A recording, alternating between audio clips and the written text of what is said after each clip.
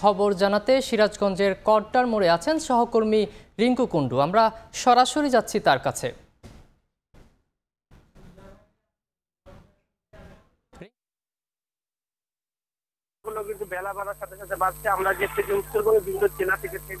ঢাকামুখী যে সকল যানবাহনের সংখ্যা অর্থাৎ যাত্রীবাহী বাস বা অন্যান্য পরিবহনের সংখ্যা, সেই সংখ্যাগুলো কিন্তু বেলা বাড়ার সাথে সাথে বাড়ছে। আমরা দেখছি যে উত্তরবঙ্গের বিভিন্ন জেলা থেকে ছেড়ে আসা যাত্রীবাহী বাসগুলো কড্ডার মোড়ে সিরাজগঞ্জের কড্ডার মোড়ে আসছে এবং যমুনা সেতু হয়ে তারা রাজধানীমুখী যাচ্ছে। এবং আজকে যেটি দেখছি যে আজকে গত দুদিনের থেকে আজকে যাত্রী চাপটা অনেকটাই বেশি এবং চালক ও পরিবহন শ্রমিকরা যারা বলছিলেন যে তাদের সাথে আমাদের কথা হয়েছে, তারা আমাদেরকে জানিয়েছেন যে আজকে অন্যান্য দিনের চাপ বেশি এবং তবে যাত্রী চাপ থাকলেও যানজটের কিন্তু আসলে কোনো আমরা ভোগান্তি দেখিনি, কারণ মহাসড়কে চালানের প্রকল্পের কাজ অনেকাংশে শেষ হয়। কিন্তু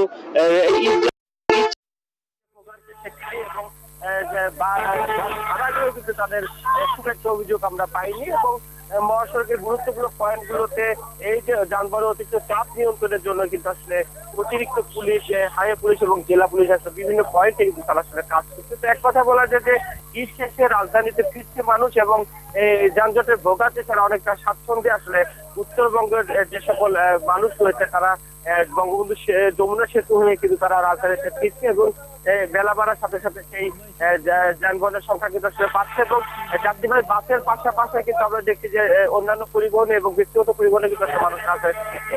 এই ছিল সিরাজগঞ্জ থেকে আমার কাছে কর্মস্থলে ফেরা মানুষের সবচেয়ে খবর। সরাসরি যুক্ত ছিলাম সিরাজগঞ্জে।